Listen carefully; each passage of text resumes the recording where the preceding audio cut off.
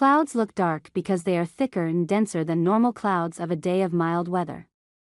As a cloud gathers more water droplets and ice crystals, it becomes thicker and allows less light to pass through it. Once when I was traveling in an airplane, I was sitting in a window seat, thankfully, and I was looking out over the clouds.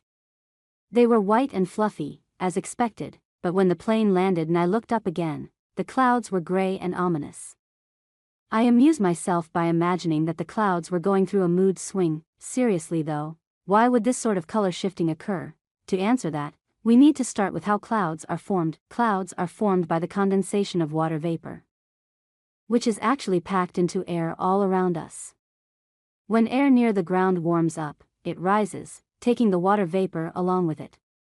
This warmed air begins to cool as it rises higher, causing the water vapor to condense on the dust particles present in the air. When that vapor condenses, it results in the formation of water droplets and ice crystals, which then come together to form clouds. Alright, so now that we understand how clouds get up in the air, let's give them a bit of color.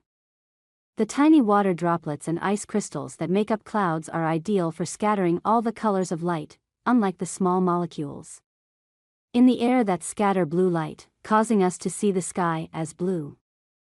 Which is why we see white clouds most of the time when we look above us. Basically, when clouds are thin, they allow light to pass through in large amounts, so they appear white. That doesn't explain the threatening presence of dark clouds, which usually signal a gloomy day or a bad storm. Clouds appear dark when they are thicker and denser than normal clouds of a day of mild weather. As a cloud gathers more water droplets and ice crystals, it becomes thicker and allows less light to pass through it. The top part of the cloud still scatters light, as it receives more light from the sun above, which is why clouds still appear to be white when seen from an airplane. However, the bottom of the cloud receives less light to scatter. Therefore, when the airplane lands, the clouds look gray when seen from the ground. As the water droplets and ice crystals in the cloud thicken, when it is about to rain, they scatter much less light and appear almost black, and we know to run for cover. The next time you're cloud gazing, pay attention to the color variation, namely that the bottom of clouds are always more gray than their sides. When a cloud is thick in a certain area and light doesn't reach all the way to the bottom, it simply escapes from the side. The higher the cloud goes, the more gray and foreboding that its bottom appears to our eyes on the ground.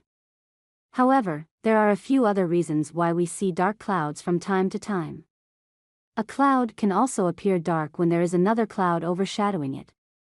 Clouds appears in many layers of the sky, so having multiple patches of clouds above one another is not uncommon. Also, the background of the sky can make clouds look dark.